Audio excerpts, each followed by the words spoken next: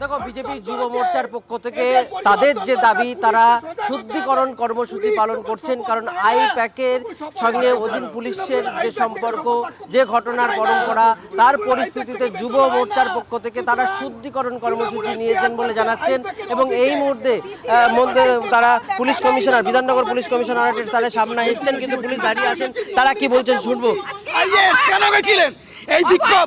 রাজ্য জুড়ে আমাদের এই কর্মসূচি চলবে। পুলিশ প্রশাসন সমস্ত কমিশনারেট দলদাস হয়ে গেছে তৃণমূল। শুদ্ধিকরণের প্রয়োজন পড়ছে কেন? শুদ্ধিকরণ পুলিশ প্রশাসন তৃণমূলের দলদাস হয়ে গেছে, ক্যাডার হয়ে গেছে।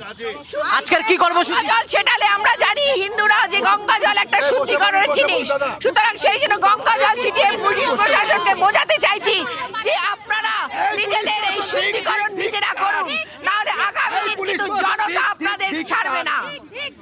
এখানে কি দাদা, এখানে কি আটকে দেওয়া হলো আপনাদের? এই দেখুন দলদাস পুলিশ আটকে রেখেছে। যারা ইডির কাজে হস্তক্ষেপ করে, আরে এই দেখুন দলদাস পুলিশ আমাদেরকে আটকে রেখেছে। যারা চাকরি প্রার্থীদেরকে সিকিউরিটি দিতে পারে না, যারা বন অভয়কে সিকিউরিটি দিতে পারে না, দেখুন দলদাস পুলিশ কি করছে। এই বিধাননগর সিপি অবিলম্বে পদত্যাগ চাই আমরা, অবিলম্বে।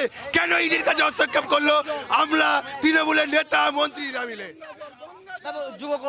যুব মোর্চার পক্ষ থেকে তাদের যে আজকে শুদ্ধিকরণ কর্মসূচি, তুমি বক্তব্যে পরিষ্কার হলো যে সেদিনের যে ঘটনা, মুখ্যমন্ত্রী মমতা বন্দ্যোপাধ্যায় তিনি নিজে উপস্থিত হয়েছিলেন আইপ্যাকের অফিসে।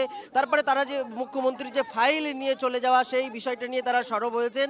এবং ইতিমধ্যে তারা যে অভিযোগ করছেন যে পুলিশের শুদ্ধিকরণ প্রয়োজন, সে কারণের জন্য আজকের তারা বিধাননগর এই কমিশনারেটের এখানে আসলেন।